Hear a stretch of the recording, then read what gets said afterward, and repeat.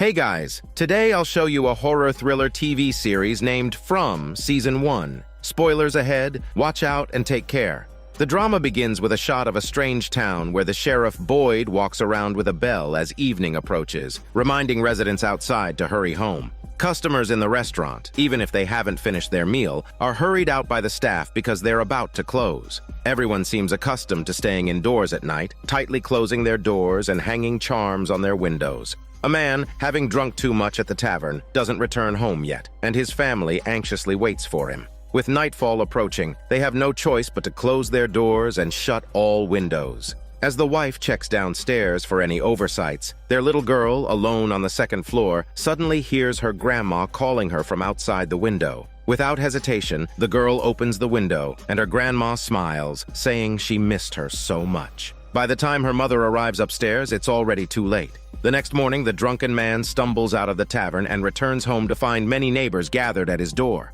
Boyd storms out of his house, cursing him as an irresponsible father. He then drags him upstairs where they find the gruesome sight of his daughter's lifeless body. The drunken father collapses in despair, sobbing uncontrollably. This is his misfortune and the town's nightmare. Boyd leaves the room, spots a fallen charm at the door, sighs, and pockets it. He then heads to the colony housing on the edge of town, the shared home to many homeless residents, including his son, Ellis. The father and son seem to have some unresolved issues, and an awkward atmosphere fills the air. Boyd invites his son to the funeral of the previous night's victim, but Ellis resists, claiming he's busy and doesn't want to go. The scene shifts to a man named Jim, who is driving an RV with his family to a lake for a vacation. They were initially excited about their upcoming journey, but their enthusiasm wanes when they encounter a fallen tree blocking their path. Jim and his family exit the vehicle to inspect the tree, but they are unable to move it. Suddenly, a crow lands on a nearby branch, followed by more crows gathering and circling above their heads. Jim's wife, Tabitha, grows increasingly uneasy and urges her husband to leave. Jim looks at the crows with confusion. He starts the vehicle, intending to find a detour to the lake, but the location is so remote that their phones have no signal. They have no choice but to continue on another road, eventually arriving at the eerie town. Abandoned, wrecked cars can be seen everywhere along the roadside, seemingly foreshadowing something ominous. The townspeople attending the funeral soon notice the two unfamiliar RVs and all stare in their direction. As they see the strangers stop their vehicle, Boyd mutters under his breath, instructing everyone not to speak out of turn, as usual.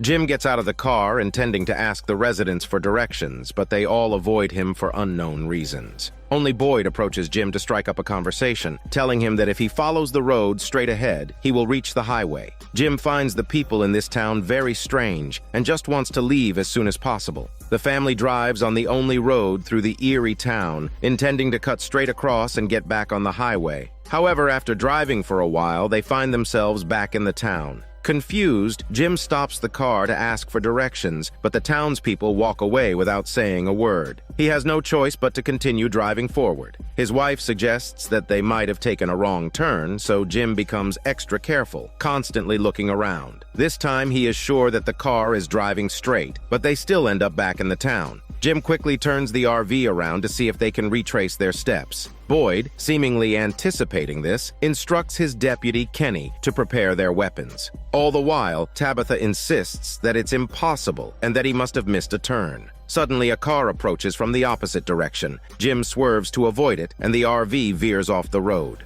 After a while, Jim slowly regains consciousness. He is trapped by a tree branch and unable to move. He calls out his family members one by one, and only his daughter Julie responds. Jim starts to panic, praying that help will arrive soon. The situation in the other vehicle involved in the accident is slightly better. The injured driver gets out of the car and slowly walks forward. At this moment, Boyd and his deputy are setting up a spike strip. They have always used this method to put an end to the nightmare of out-of-town vehicles circling their town non-stop. When they see the injured driver approaching them, they realize there has been an accident. Boyd sends Kenny to take the injured person to the town's clinic while he runs towards the accident site. First, he sees the wrecked car and discovers another passenger inside. Considering the passenger's dazed appearance, Boyd concludes they must be on drugs. He handcuffs the injured person to the car, waiting for backup. Then he goes to the RV, assesses the condition of Jim's family, and climbs inside to help them out first. On the other side, Kenny took the injured person to the clinic and then drove to pick up the doctor, preparing to head to the accident site for reinforcements.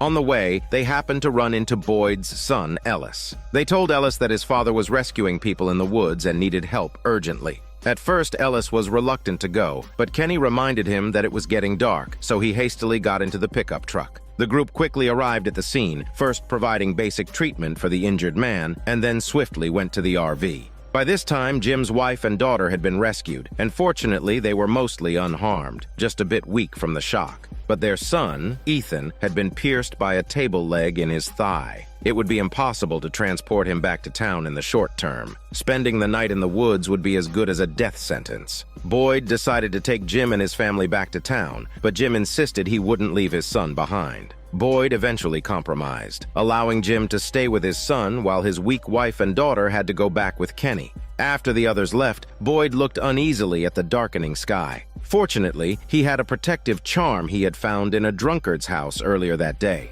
Carefully, he hung it on the RV's window. Jim looked at him, puzzled, and Boyd explained that it was for the RV's protection.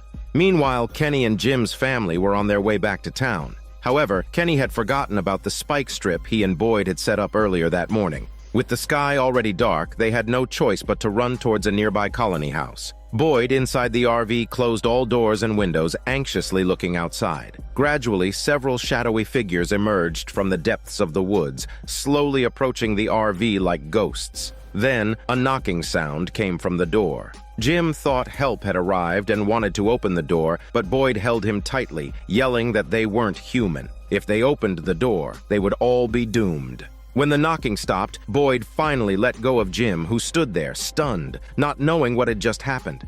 On the other side, Kenny was leading Jim's family in a desperate run towards the colony house. The injured man named Jade accidentally fell to the ground, and Kenny had to help him along the way. They finally arrived at the front door, only to find it locked. The residents inside were also extremely nervous, and not opening the door at night was a deep-rooted warning for them. Ellis's girlfriend wanted to force the door open, but a burly man with a gun stopped her. Just in time, the house owner, Donna, appeared, shouting that they couldn't stand by and watch people die. At that moment, the people outside noticed several strange individuals approaching from around the corner. Julie recognized one of them as her boyfriend and wanted to approach him, but Kenny quickly pulled her back. Luckily, the door to the house opened just in time, and everyone rushed inside to safety. Donna noticed several unfamiliar faces in the crowd and yelled for them to get down on the ground. Jade fainted, while Julie and her mother were tied up by the others. Clearly, their crisis was far from over. In a separate room, Donna made sure that Jim's wife, Tabitha, had calmed down before untying her. She explained that this was a process every newcomer had to go through when arriving at the colony house. Then she began to tell Tabitha about the strange occurrences in the town, asking if she believed in the existence of the devil.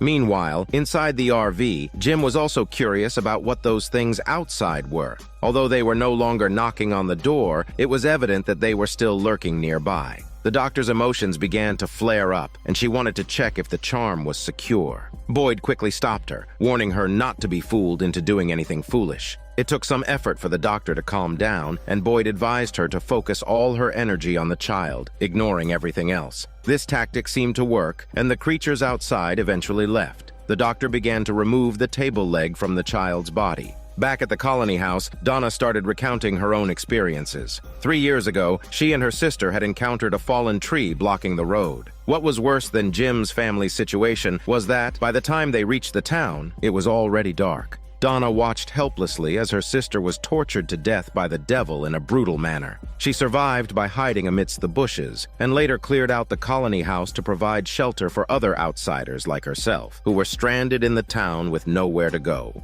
As for the origin of the devil, even the town's priest could not explain. However, as long as they kept doors and windows tightly closed at night and hung the charm by the window, the devil could not harm anyone. After the story, Tabitha had a hard time accepting its truth, but her subsequent experiences would change her perspective. In this eerie town of utter despair, where once you enter, there's no getting out, humans must stay indoors with doors and windows locked, or the devil will come to brutally slaughter people. With the help of the town's residents, Jim and his family managed to survive their first night after the car accident. The doctor also treated the injuries of their son, Ethan. The next morning, the family of 4 finally reunited, hugging each other tightly. It was clear that the previous night's experiences had brought them close to the brink of life and death. Afterward, Jim's family was temporarily placed in the colony house. Ethan caught a glimpse of a smiling boy outside the window, signaling that their nightmare had just begun. Moreover, the town was not only home to the terrifying devil. Kenny, who had escorted Tabitha and her daughter to the colony house the night before, did not return to the clinic to accompany his father, who suffered from dementia.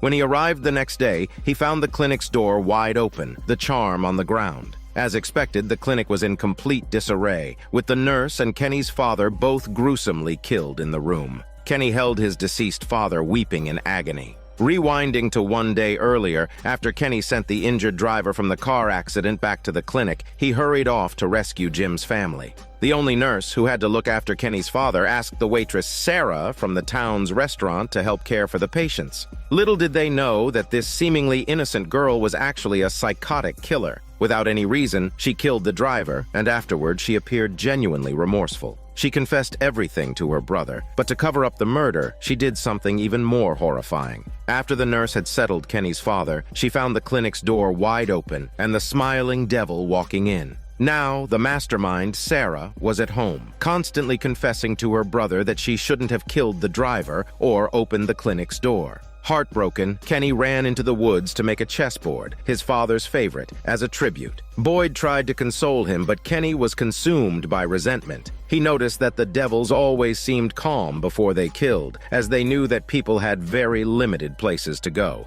Clearly, Kenny began to harbor thoughts of resisting the devil. His words deeply moved Boyd, whose wife had also met a tragic end at the hands of the devil. On the other side, Jim's family had to sleep on the floor in the colony house. The living conditions were indeed incomparable to what they had before, but Jim was optimistic, always able to play and have fun with his son. However, Julie seemed to reject the atmosphere at home, preferring to get along well with the people in the colony house instead. Jade, the man who had been injured in the car accident, finally woke up. As usual, Donna told him about the terrifying aspects of the town, the inability to escape, and the murderous monsters that appeared at night. After hearing Donna's story, Jade thought it must be an elaborate prank orchestrated by his traveling companions and the travel company. He believed it was a real-life escape room. Donna was speechless as she watched Jade, who enthusiastically shouted about finding clues and completing the mission to escape the town. To him, everyone in the town was a character in his own story, and he could do whatever he wanted.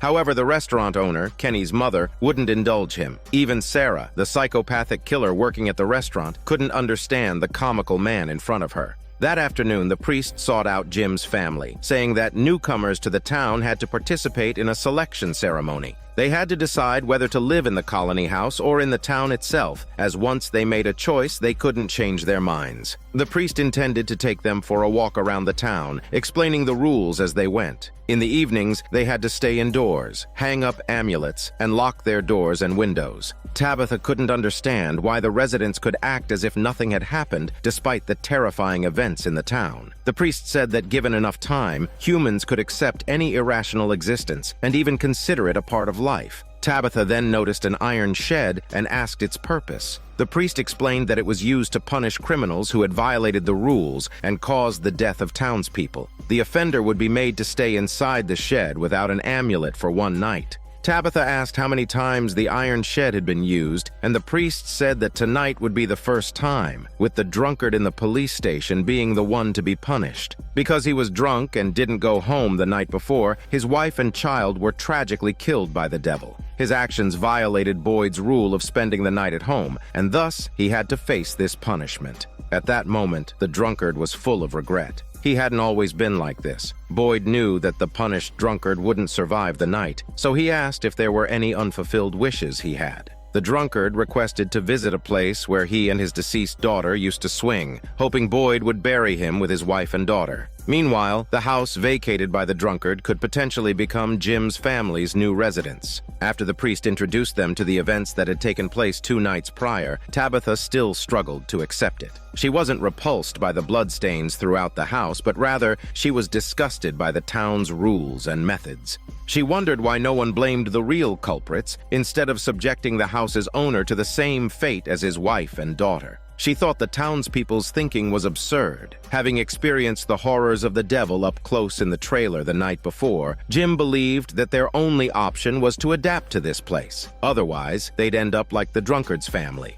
After hearing this, Tabitha reluctantly agreed. Boyd also sensed the decay of the town. He went to the church to find the priest, expressing that he couldn't bring himself to lock the drunkard inside the iron shed. Unexpectedly, the priest scolded Boyd, saying that the rules were set by him to deter other residents. If the drunkard wasn't punished, more people would break the rules. Boyd was furious, saying that they shouldn't just watch as a man who had just lost his wife and child was to be killed by the devil. The priest replied that for the sake of the town's safety, Boyd had no choice. Disappointed, Boyd sighed and walked away. He went to the shed to experience the feeling of sitting inside. The small, confined space nearly suffocated him, and he finally made up his mind. He ran to the police station, gave the drunkard an amulet, and told him about a small cabin in the forest where he could lay low. Soon, the selection ceremony for Jim's family began. This was the most important event in the town, presided over by the highly respected priest. Newcomers had to choose between living in the town, following the rules, and living a structured life, or living in the relatively relaxed colony house. Boyd stepped forward, saying that there was room for adjustment regarding the rules of the iron shed, implying that he wanted to pardon the drunkard's punishment. But just then, the drunkard appeared before everyone, holding the amulet.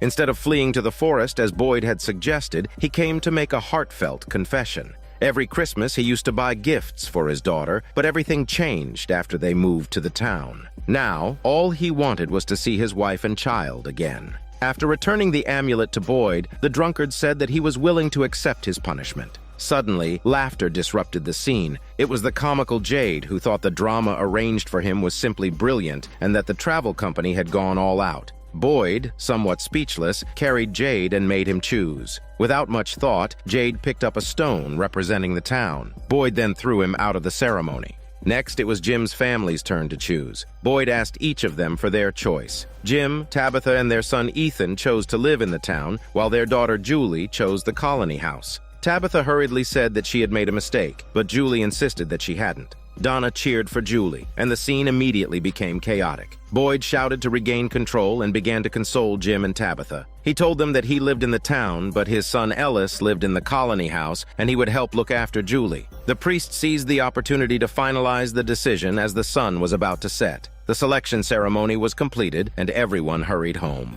Not far away, Kenny wanted to make Jade realize the situation. He told Jade that his driver friend had been killed by the demon the night before. Jade wondered if this was some sort of branching storyline, but his doubts were shattered when Kenny took him to see his friend's lifeless body. Jade was devastated. As evening approached, all the townspeople gathered near the iron shed. Boyd opened the door, and with everyone watching, the drunkard slowly walked into the shed. After locking the door, Boyd left without even looking at the priest beside him. Night was about to fall, and the restaurant closed on schedule. Jim, Tabitha, and Ethan moved into their new home in the town. He didn't forget the town's rules, and he locked the doors and windows and hung up the amulets. Meanwhile, a party was being held in the colony house to celebrate the arrival of their newest member, Julie. The colony house was more lively than the town, and perhaps Julie's choice wasn't wrong after all. In the town's houses, Boyd couldn't help but peek out, wanting to check on the drunkard's condition in the iron shed. The scene in the colony house was a stark contrast to the drunkard in the confined space. Soon there was a commotion outside, and the drunkard looked out to find the vicious demon approaching. The accumulated fear over the years made the man tremble as he desperately awaited his doom. It was a hopeless situation for this man, all because he got drunk and didn't return home all night, leaving his wife and child vulnerable. They failed to lock their doors and windows, allowing the demon to break in and brutally kill them. According to the town's rules, the man was to be locked in the iron shed for 1 night, which means exactly a sacrifice made to the devil. Early the next morning, the town's sheriff arrived near the iron shed with a cart. Taking a deep breath, he loaded the pieces of the mutilated body onto the cart. After covering the remains with a tarp, Boyd pulled the cart towards the church. Jim and his family gradually began to accept their new life in the town. They spent their first night in a town residence house, which was an incredibly agonizing night for Tabitha. Although no demon visited them, she couldn't sleep at all. She knew that the house they were staying in used to belong to the recently deceased drunkard and his family. Tabitha knew that she could never truly fit into this town. At this time, their son Ethan came over and said he was hungry. According to the town's rules, they could dine for free at the local restaurant. As they left their house, they ran into Boyd. Ethan asked what was inside the cart. Boyd replied that it was just some supplies and reminded them to hurry if they wanted breakfast, as it was only available during specific times. The restaurant was already packed with people. However, as newcomers, Jim and his son were given reserved seats by the restaurant owner. The strange woman, Sarah, didn't show any signs of distress and enthusiastically served the father and son. Ethan said he wanted to eat pancakes, which was considered quite a luxury for the townspeople. Sarah didn't dare to agree on the spot, saying she would have to ask the kitchen first. Boyd took the body to the church, instructing the priest to bury the drunkard and his family together, as it was his last wish. Boyd couldn't forgive the priest for insisting on punishing the drunkard. Sensing this, the priest approached Boyd, who was fixing the iron shed, trying to bridge the gap between them. The priest knew the importance of Boyd to the town. It was Boyd who discovered the talisman and maintained the town's safety, allowing the residents to return to a normal life. However, Boyd seemed to have paid a heavy price. His wife likely died as a result. The restaurant owner carefully prepared delicious pancakes for Ethan. The little boy looked satisfied and asked his father if they were going to stay here forever. Jim replied that they were only staying temporarily and would definitely leave later. Although he appeared relaxed, he soon couldn't hold back his tears anymore. Excusing himself to the restroom, Jim began to sob, overwhelmed by the recent events and his worries for the future. Meanwhile, as Ethan enjoyed his pancakes, he met a strange friend named Victor, who lived in the colony house. Victor was said to be one of the earliest people trapped in the town. He was a solitary man, often locking himself in his room and drawing peculiar pictures. One day, he noticed that the forest seemed to be getting closer to the colony house. Just as he tried to measure the distance with his footsteps, he happened to meet Ethan, who was taking a walk. Ethan asked him if he had seen a boy in white clothes. Victor was surprised and was about to say something when Ethan's sister appeared, interrupting their conversation. Victor came to find Ethan this time to ask if the boy in white he mentioned looked like the one in his drawing. After looking at the drawing, Ethan nodded. Victor's face turned grim.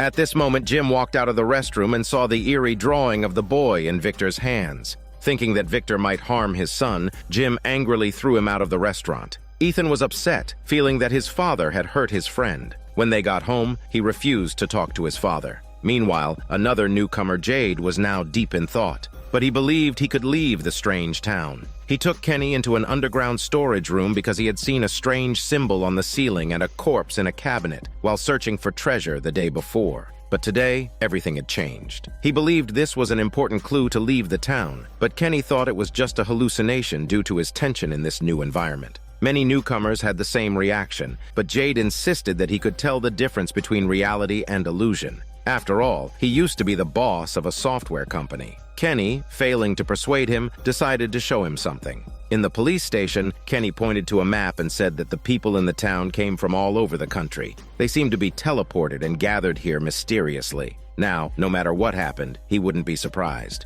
Jade suddenly laughed, saying that someone must be behind all this and he would find the answer. Kenny said many people were like him at first, but they ended up going crazy or dying. Those who survived chose to accept everything irrational. Suddenly, a walkie-talkie nearby rang. Kenny said this happened often. Jade quickly moved the walkie-talkie away, thinking it might provide a clue. Jim's daughter, Julie, had just woken up on the living room sofa. She saw a strange man sitting in front of her and learned that he was drawing her portrait. However, she still felt uneasy. Then another guest came to greet her and, without asking, put on Julie's shirt. Julie didn't say anything but was obviously unhappy. She now regretted leaving her parents to live here alone. Fortunately, there were still some normal people, such as Ellis's girlfriend, Fatima. After hearing about Julie's morning ordeal, the girl took her to the colony house laundry area and said that she could help out there to retrieve her clothes and choose from some unclaimed ones. At this time, Julie's mother, Tabitha, appeared to deliver a sweater and tried to persuade her daughter to move back to the town with her.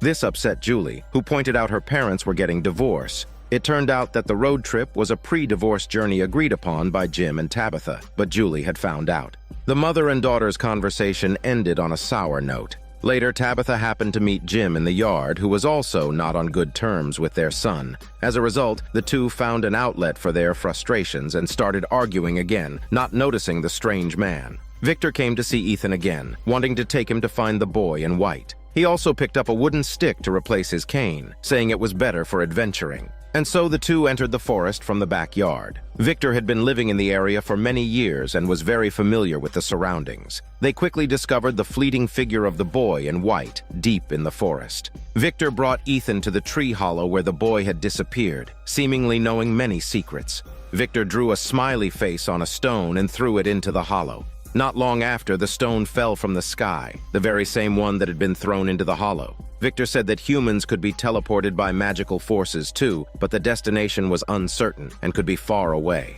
Suddenly, there was a noise from the tree hollow. Victor sensed something was wrong and decided to take Ethan away from there. Back in town, Jim and Tabitha returned home after their argument and noticed that their son was missing and that his cane was left in the backyard. This suggested that he might have gone into the forest, so the couple rushed to look for him. They reached the depths of the woods and suddenly encountered a bad-tempered dog barking. Strangely, despite not being far apart, they couldn't see each other, as if it's a space-time dislocation. Suddenly, a gunshot rang out. Victor appeared and scared the dog away with a shot. Although Jim saw his wife and son, he was still furious, convinced that Victor had brought Ethan there. Seeing this, Victor was frightened and fled. When he returned home, he rummaged through his things and found a drawing of a dog, identical to the one in the forest. Victor suddenly remembered his own childhood when he first came to the small town and saw the boy in white walking with a dog among the corpses in the town. He wasn't scared and even greeted the boy. Now it seemed that every drawing Victor made had actually happened. Upon returning home, Jim immediately sought Boyd and told him that Victor might have harmed his son.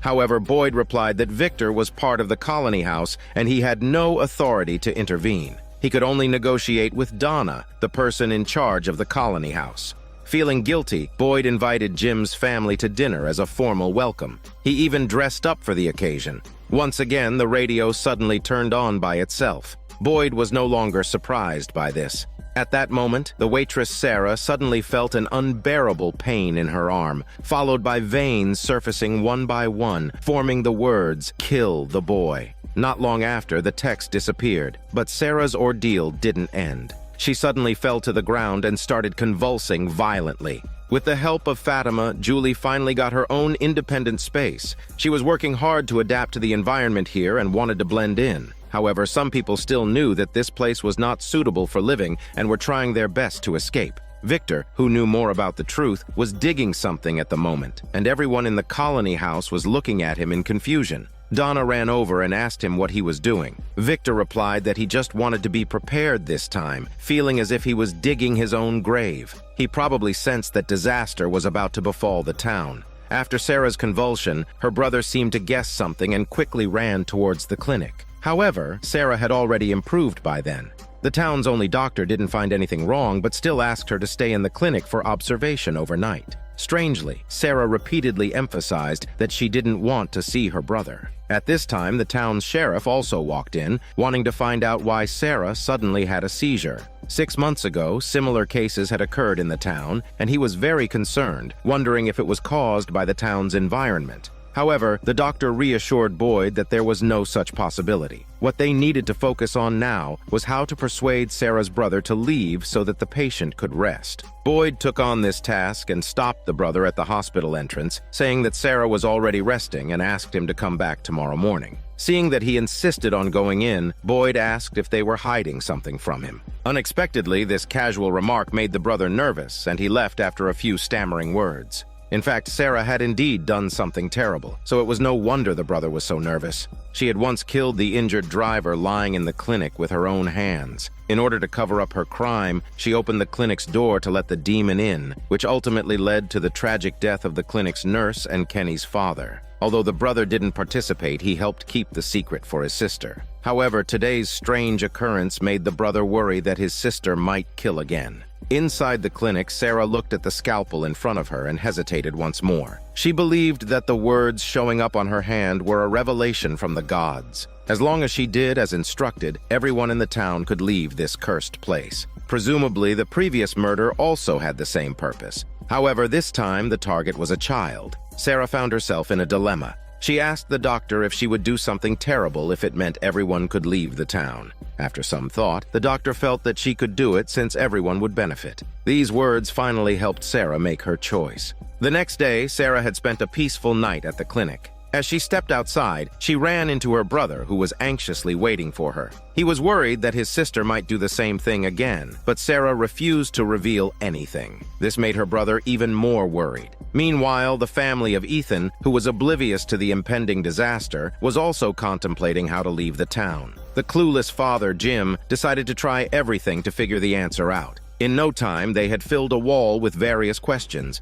Jim believed that if they found all the answers, they would definitely be able to leave. However, Tabitha disagreed. The other people in the town had pondered over the same questions, and they were still trapped there. In fact, there was another question that everyone had overlooked. Jim asked her to write it down, but Tabitha shook her head, saying she didn't dare write it down and didn't want to know the answer. At this point, Sarah had already taken a scalpel and arrived alone at Ethan's house. After meeting his parents, she said that she had hit it off with Ethan and wanted to take him out to play. The little boy didn't have many friends here and was naturally overjoyed. However, Sarah realized that this wasn't a good place to carry out her plan. She then suggested taking Ethan to her brother's farm to see the goats. Tabitha wanted to come along, but Sarah immediately said that she could take him alone. Tabitha, however, insisted on accompanying them. Meanwhile, Sarah's brother wanted to find the priest to confess and relieve his stress. When he discovered that the priest wasn't at the church, he searched the town and finally found the priest deep in thought in the wilderness. He told the priest that he had something terrible to confess and asked if he could ensure that the secret would be kept forever. The priest said that only the two of them and God would know. However, when he learned about Sarah's devilish deeds, he was completely taken aback. The priest told her brother that keeping a secret was one thing, but Sarah could pose a threat to the safety of other people in the town. They had to find her immediately. So the two searched the town and finally learned at the restaurant that she had gone to the ranch with Ethan and his mother. Sarah and the others had already been at the ranch for quite some time. As expected, there were many small animals there, and Ethan was having a great time. Sarah told Tabitha that the town had several emergency shelters in case someone got stranded outside at night, and there was one at the ranch that she wanted to show her. Without any suspicion, Tabitha followed Sarah into a warehouse, which had a separate room inside. As Tabitha was looking around at the entrance, she was suddenly pushed in with great force. Sarah locked the door from the outside, saying it was all for everyone's sake. Then she took out a scalpel and silently approached Ethan, feeling guilty about what she was about to do. However, she believed it was the only way for everyone to escape the town. Just as Sarah was about to act, her brother arrived in time and tried to persuade her to stop. Ethan seized the opportunity to run away when Sarah was distracted. Her brother held on to Sarah, but in the next moment, the knife accidentally injured him. Sarah never expected this to happen and crouched on the ground, crying. The priest, who had just arrived, looked at the scene in shock. Soon the townspeople gathered, having heard the news. Jim heard his wife's cry for help from inside the warehouse and rushed to open the door. Tabitha frantically searched for her son. Little did she know that Ethan had run to the nearby colony house and found his sister Julie, who was playing outside. The doctor confirmed by the side of Sarah's brother's body that there was no way to save him from his injuries. The priest shook his head, and it turned out that Sarah had run into the woods. This made Jim's family even angrier, fearing that their son Ethan might be in danger again. Boyd assured them that he would handle Sarah if she returned before dark, and if she didn't, it meant she was already dead. The conversation only made Jim angrier. He felt that there were too many monsters in the town, which further strengthened his family's desire to escape. Tabitha picked up a pen and wrote down the question she had been afraid to ask, that if they really did survive the car accident. The implication was that the people in the town might not actually be alive in this world. The desire to leave the town wasn't limited to Jim's family. Jade was also looking for answers. He had an even bigger idea, planning to explore the situation from the perspective of relativity and parallel universes. Unfortunately, he didn't make any progress after thinking for a long time. Later, he accidentally walked into a room with an old walkie-talkie in hand and was astounded by the scene inside. He wondered why there was really a bar in this rundown place. The bar owner said that what the people here needed most was alcohol, so he opened a bar. Jade curiously picked up a glass of alcohol and took a sip, but immediately spat it out.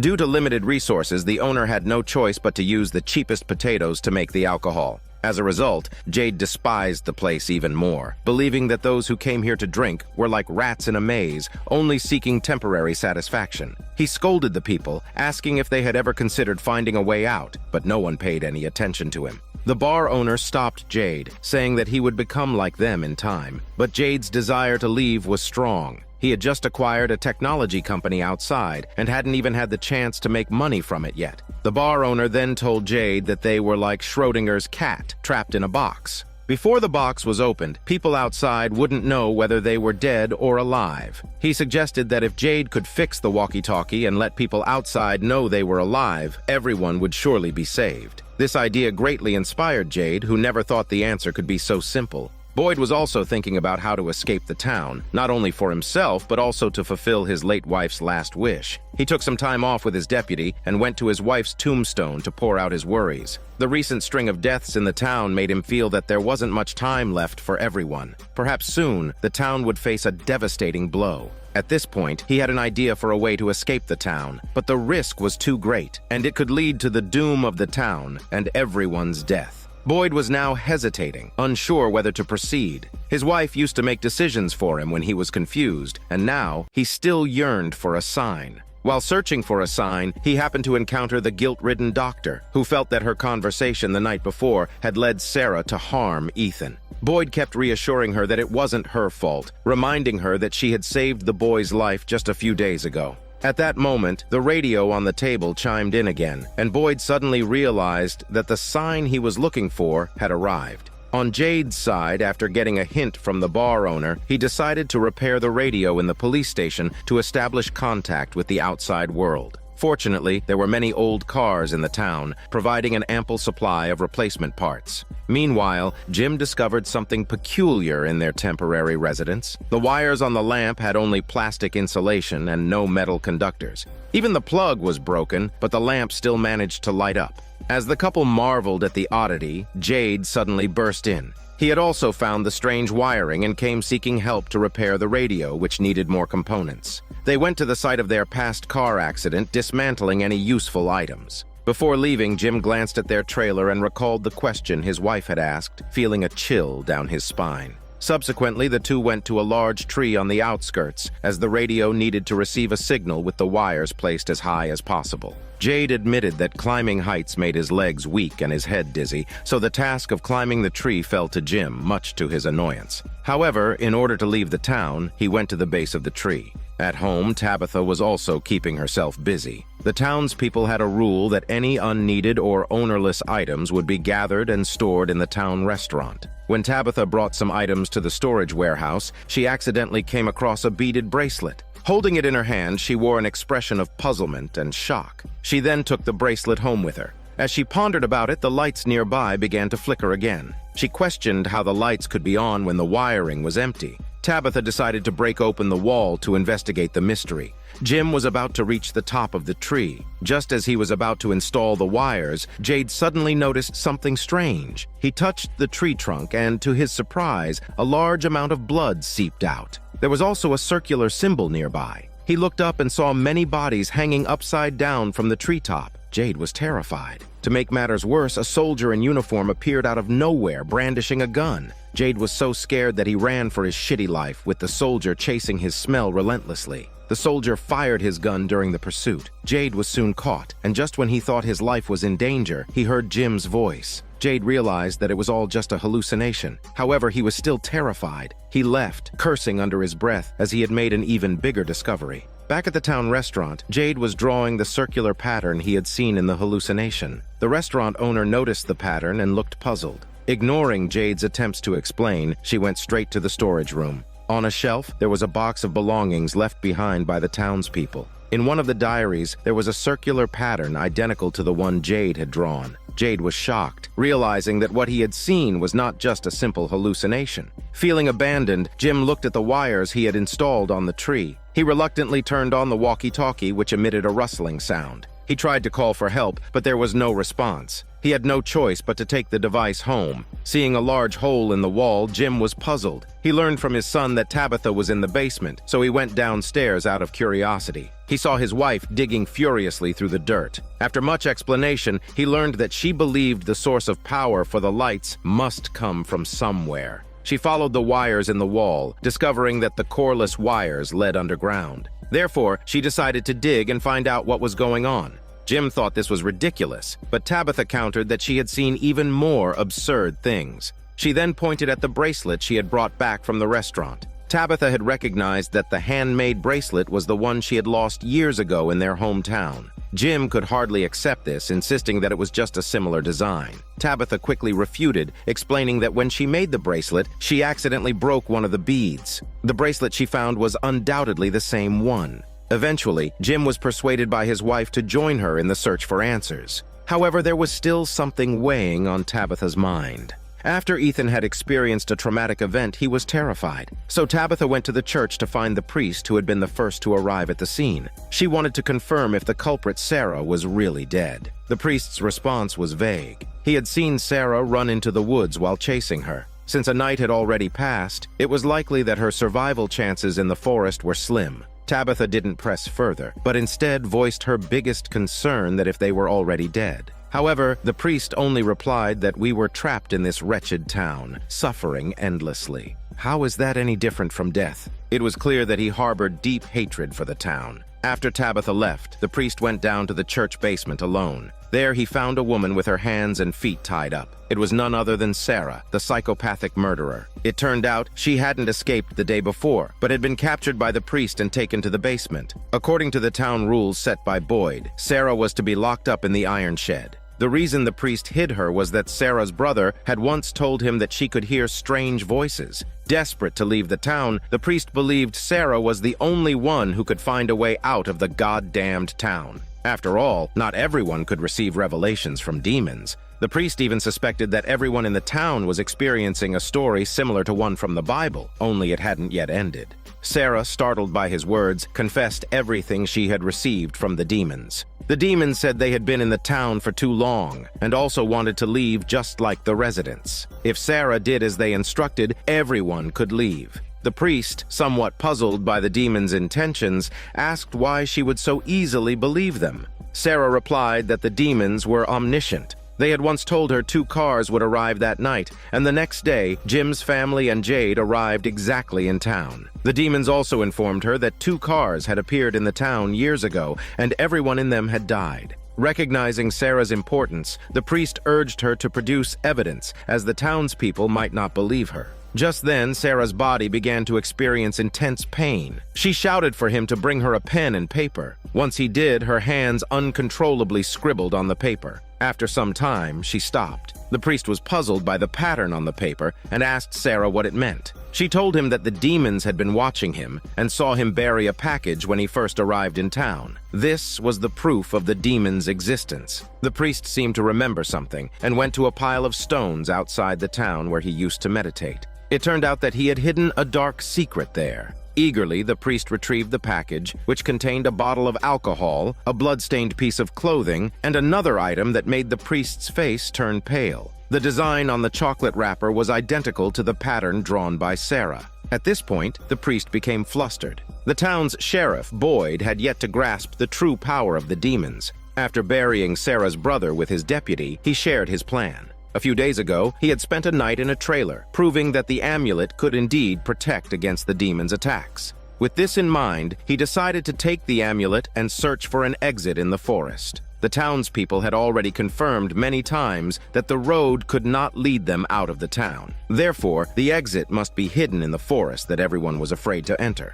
However, Kenny didn't agree with his plan, saying it was no different from courting death. Boyd hesitated and shared his own concerns. It turned out that Boyd's father had been diagnosed with Parkinson's disease at his age. Recently, Boyd's hand had been shaking uncontrollably, indicating he might soon fall ill as well. Unable to protect the townspeople any longer, Boyd wanted to explore a way out while he still could. After knowing Boyd's predicament, Kenny finally understood and agreed. If Boyd met with an accident, Kenny would take over his duties and continue to protect the townspeople. The best partners went outside to play a game of baseball, as if bidding a final farewell. In contrast to the townspeople's fear and solemnity, the people in the colony house were much more at ease. By chance, Julie spotted a bunch of flowers at the door and, out of love for them, brought them to her room. Fatima teased her, asking if the flowers were sent by the demons.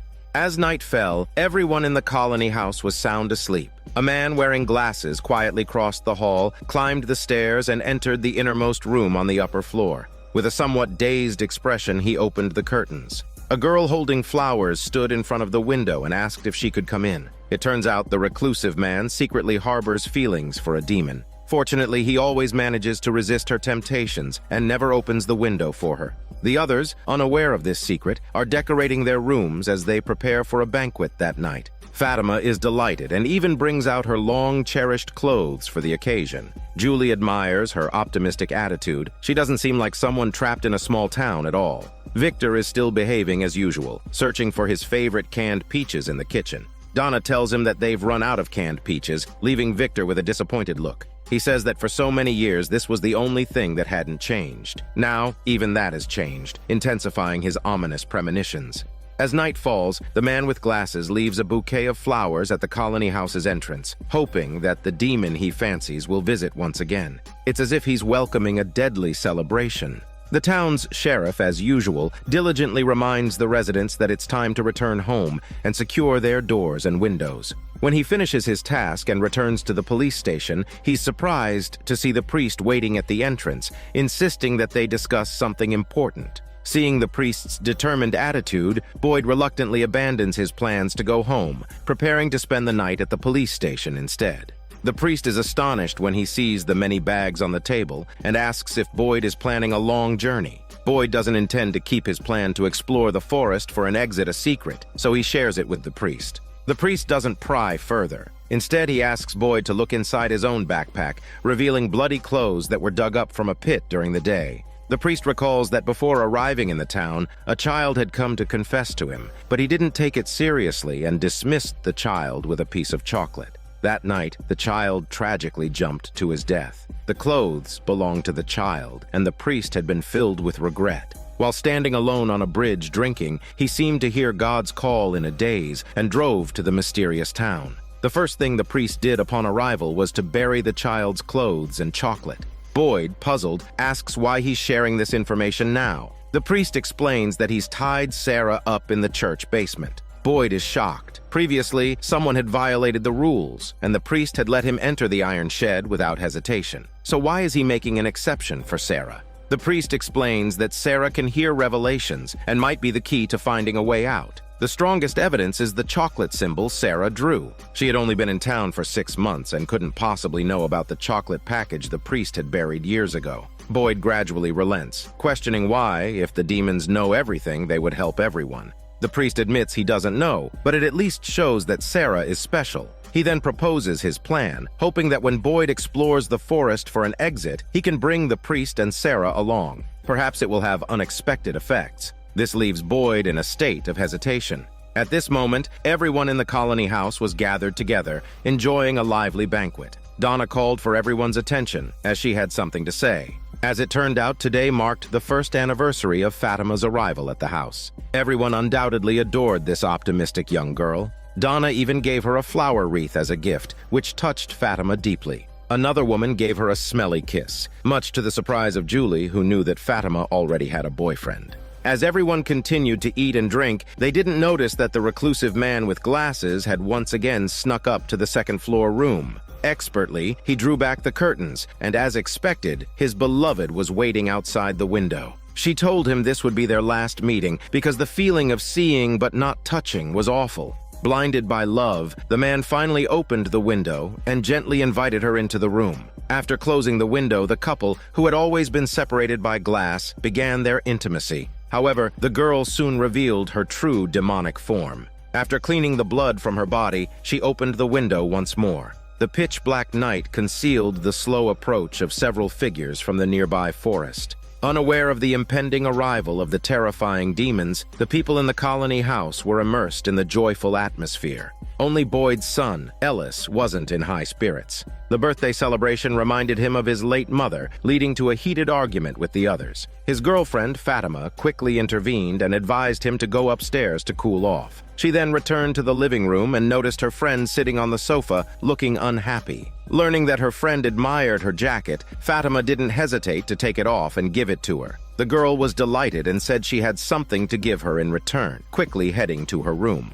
At this point, Julie approached Fatima and asked about the woman who had kissed her earlier, questioning their relationship since she was dating Ellis. Fatima explained that it was just a bit of fun between her and the woman. This revelation was difficult for Julie to accept, and she hurriedly ran upstairs. Meanwhile, Victor was in his room packing up his belongings when he suddenly heard a knock at the door. To his surprise, it was Julie. She knew that only here could she escape the noisy crowd. Although Victor let her in, he had no intention of engaging in conversation, simply continuing to pack his things as if he was preparing to leave. At that moment, the girl had retrieved her beloved pillow from her room, intending to give it to Fatima. As she passed by the room of the man in glasses, she heard laughter coming from inside. Upon entering, she was surrounded by several demons wearing sinister grins, indicating her tragic fate. Meanwhile, the banquet guests had nearly finished their drinks. A burly man sitting on the stairs suddenly felt liquid dripping from above. Looking up, he saw a demon staring down at them with a malicious grin. The terrified residents scattered in all directions, only to find smiling demons at every turn. They had no choice but to flee toward the colony house's exit. Donna was leading the way and urged the escaping residents to get into their cars and head to the nearby town. Fatima realized that her boyfriend Ellis was not among them and refused to leave without him. Ellis, who had been awakened by the commotion downstairs, cautiously stepped into the hallway, only to find a trail of blood seeping from a room and his girlfriend's yellow clothing. He entered the room. To his relief, the body he found belonged to Fatima's friend, who was wearing Fatima's clothes. But soon enough, a demon with a pig smile entered the room. Ellis quickly broke the window and made his way to the second-floor balcony. As the demon was about to catch up, he mustered the courage to jump down. Fatima saw this scene and rushed to help her boyfriend stand up. By this time, Donna had already driven away. The couple had no choice but to return to the colony house, closing and locking the front door tightly. They also closed the inner door and pressed firmly against the protective talisman on it, hoping that the demons wouldn't break through. As it turned out, they had done the right thing. The sound of the demons pounding on the door came from outside, but the couple would not be fooled. They had narrowly escaped danger. Victor in the attic heard screams coming from outside and realized that the demons had arrived. Fortunately, he was prepared and had secured a rope to the roof beam. He let Julie climb down the rope first, and he followed closely behind with a metal box. Julie suggested they should head back to the town, but after seeing a young boy in the woods, Victor hesitated for a moment before insisting they run into the forest. With no better choice, Julie could only follow his lead. Soon, Victor and Julie arrived at the base of a large tree that he and Ethan had visited before. He told Julie to hide inside the tree's hollow. Strangely, as she jumped into the tree hollow, Julie found herself in a basement with stone walls all around, leaving her unsure of what to do. Meanwhile, in the town, Boyd and the priest were still discussing Sarah's issue when they suddenly heard a car honking outside. They rushed out to find Donna leading the survivors from the colony house. Trailing behind them were the slowly approaching demons. Once everyone had entered the police station, the priest heard someone calling his name. Seeing this, Boyd opened fire and helped the priest into a room. The priest's neck was bleeding profusely, and now he could only emit some weak chicken sounds. Boyd knew that the priest was beyond saving, so he held him in his arms and prayed with Donna until the priest drew his last breath to meet Jesus. On the other hand, Jim and his family were unaware of the tragedy unfolding at the colony house. He was working on a signal receiver, hoping to connect it to a walkie-talkie and contact the outside world. Tabitha was very relieved, although they could not be certain that this method would work. At least everyone was making an effort. Moreover, her plan to dig a hole was still underway. Following the mysterious electrical wires, she had already excavated a hole nearly 2 meters deep. When Jim asked her when it would end, Tabitha replied that as long as they kept digging, they would eventually uncover the truth. After the demons' attack, only a few managed to survive and sought refuge in the local police station, where they spent a terrifying night. Kenny arranged for the survivors to stay temporarily in the homes of other townspeople. News of the horrifying events spread quickly, and everyone became panic-stricken. Kenny suggested that Boyd should make a speech to calm everyone down, but Boyd refused. He believed it was time for Kenny to step up and handle the situation while he had more important matters to attend to. Boyd soon found himself in the church's basement, where he discovered a frightened and surprised Sarah. He led her into the woods, and she was puzzled and asked why he brought her here and where the priest was. Boyd told her that the priest had been killed the night before. Sarah was heartbroken upon hearing that. Boyd, however, was not so kind to her. If it wasn't for the priest's insistence that she had some connection with the demons, he wouldn't have taken her into the woods to find a way out. The two soon arrived at a small cabin where Boyd told Sarah to wait while he returned to town for necessary supplies. Sarah assured him she wouldn't run away. In fact, everything she had done before was to help everyone escape the town.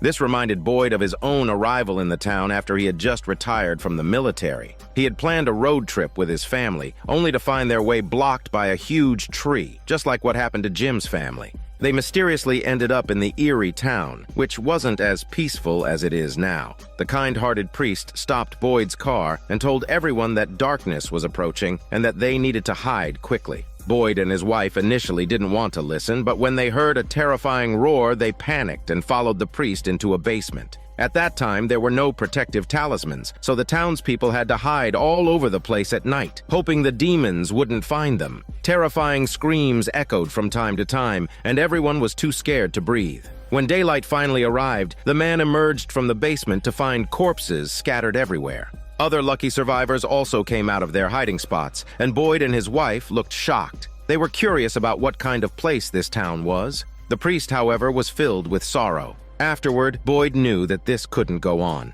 The first step was to gather everyone together and look out for one another. He, the priest, and Donna took the lead in gathering the survivors, storing useful supplies in a restaurant, and implementing a unified distribution system. They also planned areas for spending the night, with people taking turns on guard duty, ensuring that everyone had their basic survival needs met for the time being. Boyd soon found the priest and realized that the small town needed to become self-sufficient. He prepared to explore the woods, as otherwise, everyone would eventually starve. His exploration turned out to be a success, as he found goats, chickens, and ducks in the forest. Although the priest found it unbelievable, Boyd decided to set up a farm to secure a stable food supply. Boyd's son, Ellis, noticed that his mother had become nervous ever since they arrived in the town. She would occasionally stand by the road, lost in thought, mumbling about how her experiences were similar to a dream she once had. Ellis sensed something was wrong and urged his father to stop exploring the woods and spend more time with his mother.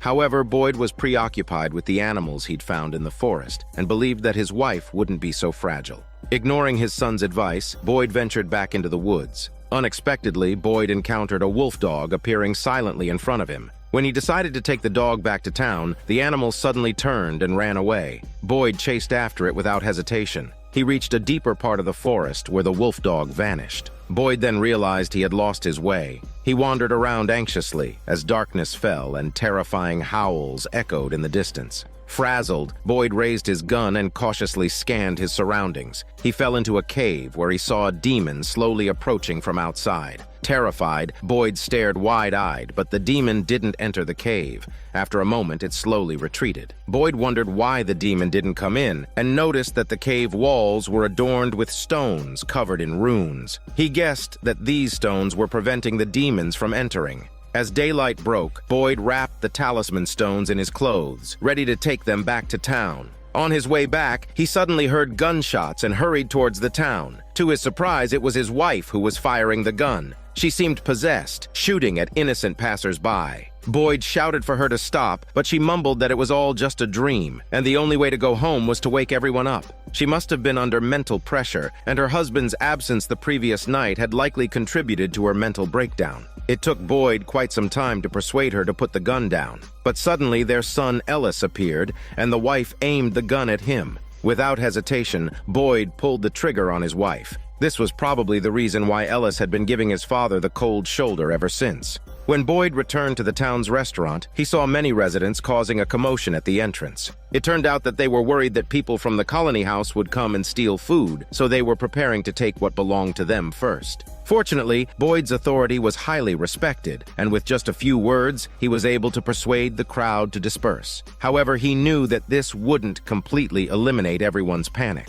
So he found Kenny and told him that he would go to the forest in a few days, but first he needed to find a way to calm the residents. Kenny felt that calming the residents' emotions was just a temporary solution. They had to find a way out as soon as possible. He then told Boyd that he could go to the forest with peace of mind and that he could handle the townspeople's affairs. This made Boyd finally proceed without worries. Before setting off, Boyd had one more thing to do. Ellis and his girlfriend had narrowly escaped danger the night before thanks to the talisman stones. However, the boy was still injured and was currently being treated at the hospital. Boyd suddenly appeared at his son's bedside. Ever since his mother passed away, Ellis had been giving his father the cold shoulder. Boyd didn't know if he would be able to return alive from the forest this time, and he wanted his son to know that he had always loved him. But Ellis still appeared indifferent, and Boyd left the room, wiping away his tears. At the door, he happened to meet Donna, who hugged Boyd as a farewell gesture. In the room, Fatima walked over to Ellis and tried to console him. She said that although his father had made some mistakes, the suffering he had endured over the years was no less than Ellis's.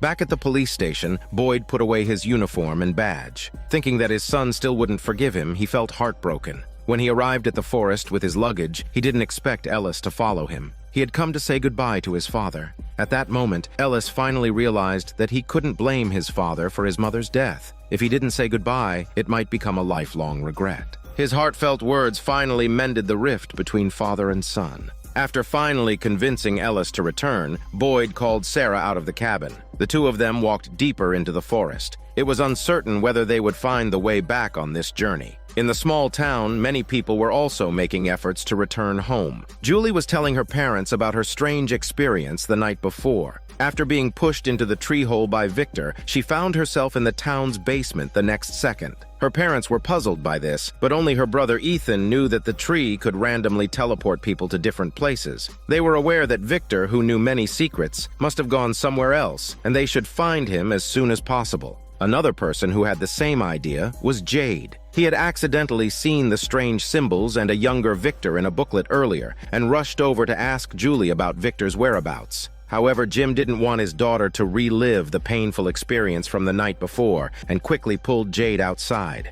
Jade shared his discovery, which only made Jim angrier. Last time, Jade had tricked him into the forest to set up an antenna, only to leave without a word. Now he wondered what was going on. Jim told Jade that the radio had actually worked, but the signal was too weak for conversation. They should place the antenna higher up. As a result, the two went to the colony house, where Donna was cleaning up the dead bodies scattered all over the floor. Jim proposed his idea, saying that the colony house was situated at the top of the highest peak, and if they could set up the antenna on the roof, the signal would be the strongest. Donna agreed. She then found Kenny and gathered all the residents together, telling them that many people were looking for a way to escape the town, and now it was time for everyone to contribute. This gave everyone new hope, and the fear caused by the demons also dissipated. The residents could be seen carrying various parts needed to build the antenna, heading towards the colony house. On Boyd's way to the forest was eerily quiet, with only their footsteps heard. Fortunately, they didn't encounter any danger. Just before evening, they arrived at a stone-built house. Boyd was familiar with the place because it was here that he had accidentally discovered the sacred stone, and it was the furthest point he had ever reached in the past. He decided to rest here for the night and embark on their adventure the next day. Sarah asked Boyd to unlock her handcuffs, stating that it was inconvenient even to use the restroom. However, her request was denied for safety reasons. The next day, Boyd and Sarah continued deeper into the jungle. They would make markings on trees to avoid getting lost in the forest. However, Sarah's main concern wasn't getting lost. She was afraid they might end up back where they started, like going in circles on the road. Boyd didn't provide an answer, but instead asked her why she believed the demon's words that killing Ethan would allow them to leave the town. Sarah said that everything the demons had told her had come true. They said 2 cars would arrive in the town, and then Jim's family and Jade appeared. The demons also said that if she didn't kill the little boy, Sarah's brother would die, followed by everyone in the town. The first 2 events had already happened, leaving only the last one. After listening to her, Boyd finally understood the girl's helplessness and unlocked her handcuffs. Boyd believed that there would be a time when all questions would be answered, so he pressed on even more diligently. Before long, the two heard a crisp sound coming from ahead. Following the source of the noise, they discovered many glass bottles hanging from a large tree, which produced the sound as they swayed and collided. Sarah was puzzled, as it was said that no one had ever ventured this far. Boyd looked carefully and found that there seemed to be something inside the glass bottles. Just as he was about to take one down, Sarah suddenly covered her ears in pain, screaming that they were talking to her again. Then she collapsed to the ground and started convulsing. The other people in the town were also making efforts to escape. They had placed their hopes in a plan to build a radio tower to contact the outside world. However, this was no small task, and despite working all day, they hadn't finished. When they returned to their living quarters, exhausted, some began to doubt if the tower would be useful at all. The next morning, Donna was awakened by a scream. A resident had committed suicide, overwhelmed by the pressure, possibly related to the radio tower. In fact, many people in the colony house had the same concern. Fatima, who was connecting wires, thought that even if the signal tower managed to contact the outside world, how would they leave? And even if they did return home, would they still be the same people? However, Jim hadn't thought that far. He was immersed in the task, and with the radio tower nearing completion, he mentioned that they only needed more wood for support. Donna happened to pass by. Upon hearing the request, her accumulated unease erupted. She stormed into the colony house's kitchen and began chopping up the wooden floor in frustration, shouting that everyone's leaving anyway, so this colony house is useless. Exhausted from chopping, Donna then headed to the town's bar. Kenny had noticed Donna's poor mood and followed her there. He thought she was upset about the person who took his own life the day before, but that wasn't the case. Her worry was that everyone now had their hopes set on going home. But what if the radio tower failed? It would plunge many into despair. Kenny didn't know how to respond to her. However, Donna was sensible. After venting her frustrations, she knew it was impossible to halt the radio tower plan now and would still do her best to help. Jim encountered another problem. He couldn't find the power source needed for the walkie-talkie. He and Jade had removed all the car batteries they could find, but many were already drained. Even when combined, they couldn't power the walkie-talkie for long. Jade was frustrated and kept saying how great it would be if they could find the mysterious man Victor, as he was convinced Victor was the key to leaving the town. Jim couldn't help but feel disdain, thinking this was a clear attempt to avoid the problem at hand. After hearing this, Jade left in anger. Left on his own, Jim couldn't come up with a good solution. Ellis told him that the wires connecting the radio tower were ready. Jade was still preoccupied with finding a power source. He complained to the restaurant owner, who became increasingly annoyed. She fiddled with a few switches, and surprisingly, this action gave Jade a great insight, though he didn't reveal what it was. On Tabitha's side, she was also quite persistent, continuing to dig holes day and night. She wanted to see where the strange wires came from. After finishing her work for the day and preparing to leave the basement, she suddenly heard a strange noise.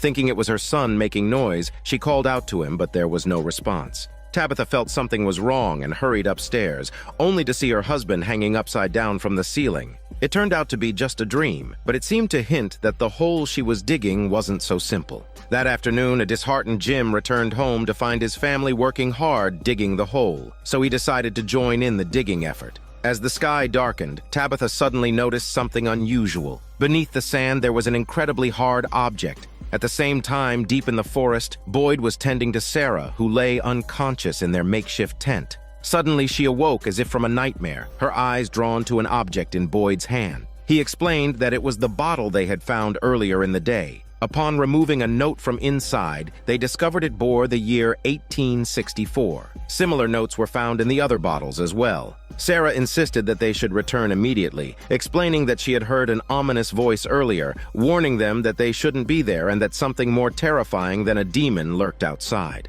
As Boyd pondered this, a noise emanated from nearby, followed by the tent beginning to shake. But both he and Sarah were too afraid to venture outside. Fortunately, the shaking ceased after a short while. Boyd hurriedly retrieved a fallen talisman and hung it up. However, a loud explosion followed, and bright lights flashed into the tent, illuminating it like daylight. The pair were terrified and dared not go outside to investigate. They sat there, dumbfounded, until daybreak. As Boyd stepped out of the tent, he was stunned by the sight that the area was covered in dense spiderwebs.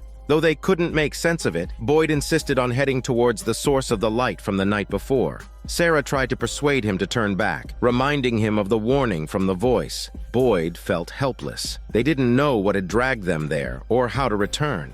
Besides, the beam of light seemed to come from a searchlight, so they might encounter other people if they reached it. Sarah remained uneasy, wondering if Boyd's wife was trying to send a message to warn him. As soon as she said this, they heard a cry for help in the distance. They rushed to investigate and arrived at a large tree where they found a woman entwined within. Boyd recognized her as his deceased wife. As he started to approach, he disturbed spiders hiding in the ground. Several of them crawled onto him, and Sarah hurried to help remove them. Boyd then realized that what he saw was just an illusion. After they finally escaped the web-infested area, Boyd became increasingly agitated. He hadn't found any clues from the outside world, and his health was deteriorating, probably due to the after effects of a spider bite. The hallucinations were likely induced by neurotoxins. Boyd grew desperate, feeling the mission was doomed to fail. Sarah encouraged him, asking if he didn't want to reunite with his son. Her words calmed him, and he struggled to his feet, gazing up at the sky. A storm was brewing. In the small town, the residents were working tirelessly to build a signal transmission tower in hopes of escaping their isolated existence. However, they had no power supply. In this eerie town, the electrical wires in everyday appliances weren't real and could operate without being plugged in. But Jade had an idea inspired by a lamp. He ran to Jim's house to share his thoughts. Jade demonstrated that the lamp could light up without being plugged in, which suggested that its base had a power source. He reasoned that this power could also be used for other appliances. To prove his point, he connected a hairdryer he found in an outsider's car to the lamp's base. As the light bulb lit up, the hairdryer also powered on. Jim realized that if they could find more lamps, they could supply enough electricity to the radio tower. Jade called upon the townspeople to search for more lamps and electrical wires. Since the wires within the town were hollow and useless, they had to dismantle wires from outsiders' vehicles. With the hope of returning home within reach, everyone eagerly contributed to the radio tower project. The town's doctor knew of an abandoned camper with electrical wires and quickly went to dismantle them. Kenny was full of energy and began daydreaming about life after leaving the town. He expressed his desire to travel the world with the doctor, which was actually a subtle confession of his feelings. However, when the doctor revealed that she was already engaged before entering the town, the heartbroken Kenny made up an excuse and left in a hurry. Meanwhile, the people in the colony house were busy connecting all the usable lamp bases with electrical wires. Jim was also preparing for the final stages of the project. The wooden radio tower had been constructed, but it needed to be installed on the roof. They had to use the limited resources to create a pulley system that hoisted the tower onto the roof. The walkie-talkie was now fully wired, and Jim explained to his son that each coil on it represented a different frequency for channel switching. Jade was proactive and approached the restaurant owner, wanting to get some food for everyone. He saw her paying tribute to her deceased husband and learned that her greatest sorrow would be leaving her husband behind in the town. Instead of being noisy, Jade comforted her using words but not muscles, saying that her loved one would always be with her no matter where she went. His words moved her, and she invited Jade to join her in the memorial ritual. He then received 2 large baskets of food and distributed them to the hard-working townspeople. Although many had tried to leave before, this time felt different. The doctor sought out Kenny, who was nursing his wounded heart alone. Feeling a bit guilty for her previous rejection, she admitted to being torn between wanting to see her fiancé and traveling the world with Kenny. He was lit up with joy. They joined the others outside the colony house, excitedly watching the roof as the tower was about to be completed. Even Tabitha, who had been digging holes at home, came to witness the momentous event. Under Jade's command, several strong men carefully moved the tower body. It finally stood at the highest point of the town. Jim directed everyone to turn on the power switch. As the countdown reached 0, Jim tested the signal frequency, and it was normal. They had succeeded, which meant that the town could contact the outside world. After congratulating her husband, Tabitha returned home and continued her hole-digging project. However, their celebration didn't last long, as a large mass of dark clouds was approaching from afar, signaling a storm. Those under the clouds were even more unfortunate. Boyd had been bitten by a spider and could barely walk. Hearing the booming sound from the night before, they knew they were heading in the right direction. Boyd found the strength to keep going. As torrential rain began to fall, the 2 people pressed on, undeterred. It wasn't raining in the town yet. Jim was adjusting the channels, trying to make contact with the outside world. But despite trying for a long time, no one responded. Seeing the storm approaching, Donna urged everyone to get inside. Jim didn't want to give up, as the tower could be destroyed by the strong winds. This might be their last chance.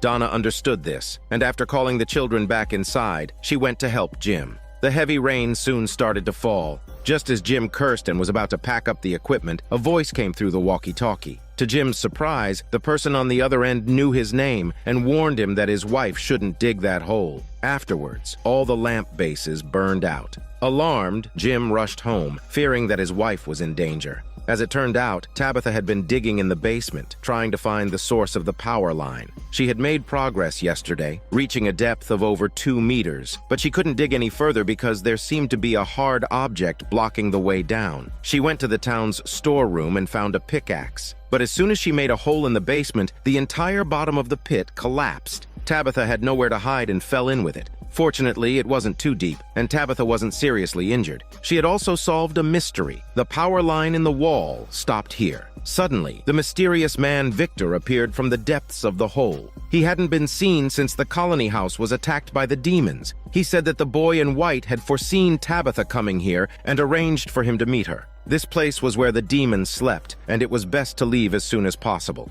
Tabitha looked incredulously at the pattern on the wall. Suddenly, the hole collapsed again. Victor quickly led Tabitha deeper into the hole. When Jim returned home, all he saw was a bottomless pit. At this point, Boyd and Sarah were struggling to move in the pouring rain. He told Sarah to hurry up and not to worry about him. Suddenly, a little boy in white appeared and pointed to a tree hollow. Sarah understood and urgently pulled Boyd to the tree, urging him to crawl inside. However, in the next moment, Boyd found himself in a pit surrounded by walls. The scene shifted, and a radio in the restaurant suddenly began to play a song on its own. Outside the window, a bus slowly came to a stop, possibly indicating that more people were brought to the town. And here ends Season 1 of this drama. This is Daniel CC Movie Channel. Stay safe and enjoy your day.